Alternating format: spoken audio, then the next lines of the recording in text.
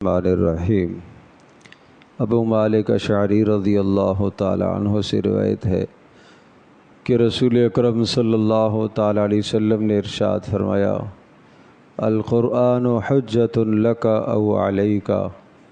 کہ قرآن مقدس قیامت کے دن یا تو آپ کے حق میں گواہ ہوگا اور یا آپ کے خلاف گواہ ہوگا۔ اگر قرآن مجید کی اتباع اور اس کی عظمت کے تقاضے کو پورا کیا تو یہ آپ کے حق میں گواہ ہوگا اور اللہ کے ہاں سفارشی ہوگا، اور اگر اس کی اتباع کا حق اور اس کی عظمت کا حق نہ ادا کیا تو پھر یہ آپ کے خلاف گواہ ہوگا۔ اس کا حق کیا ہے؟ اس کا حق یہ ہے کہ اس کو صحیح پڑھا جائے، درست پڑھنے کی کوشش کی جائے، اس طرح سے پڑھا جائے جس طرح سے اللہ پاک نے محمد رسول اللہ صلی اللہ تعالی علیہ وسلم پر نازل فرمایا۔ نمبر 2، اس کا معنی سیکھنے کی حتی الامکان کوشش کی جائے، اپنی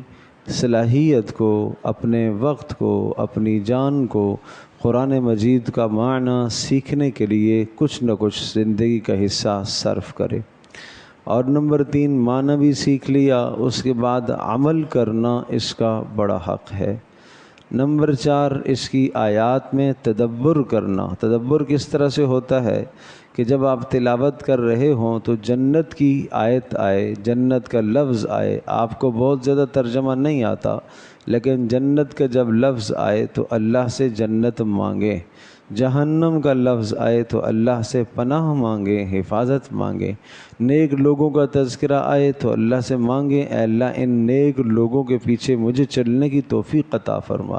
بد لوگوں کا، کافروں کا نافرمانوں کا تذکرہ آئے تو لمحے میں دعا کریں کہ اے اللہ ان کی برائی سے میری حفاظت فرما۔ اور اس طرح سے تدبر کرنا، قرآن میں غور و فکر کرنا، یہ اس کا حق ہے، یہ اس کا ادب ہے۔ اور پھر اس کی نشر و اشاعت میں کچھ محنت کرنا، اپنی صلاحیت اور اپنا مال، اپنا پیسہ اس کی نشر و اشاعت میں لگانا، یہ قرآن کا حق ہے۔ تو جس آدمی نے صحیح پڑھنے کا حق ادا کیا، معنی سمجھنے کا حق ادا کیا، تدبر کرنے کا حق ادا کیا، اور اس کے بعد اس کی نشر و اشاعت اور اس کو پھیلانے میں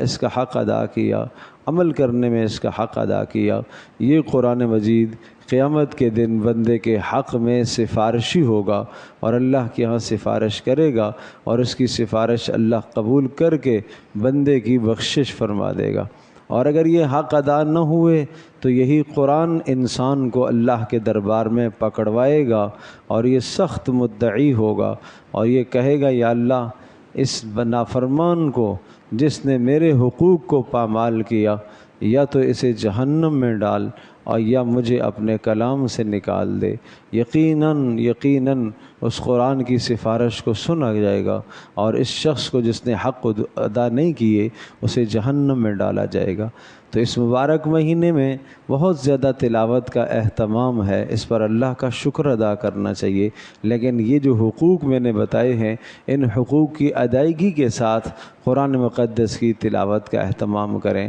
صحیح پڑھنے کی کوشش کریں، معنی سمجھنے کی کوشش کریں، تدبر کرنے کی کوشش کریں، عمل کی نیت سے پڑھیں، عمل کی نیت سے پڑھیں، جو بھی آیت پڑھیں ہوں معنی آئے یا نہ آئے، اے اللہ اس آیت پر مجھے عمل کی توفیق عطا فرما، جو اس کے عمل کا تقاضا ہے۔ پھر اس کے نشر و اشاعت کی محنت میں بھی اپنی جان، اپنے مال اور صلاحیتوں کو کھپائیے۔ تو یہ قرآن مجید کے حقوق ہیں، اس مبارک مہینے میں جو تلاوت فرماتے ہیں ان حقوق کے ساتھ تلاوت کریں تاکہ یہ قیامت کے دن ہمارے حق میں سفارشی ہو، ہمارے خلاف سفارشی نہ ہو۔ اللہ پاک ہم سب کے لیے سمجھنا عمل کرنا آسان فرمائے۔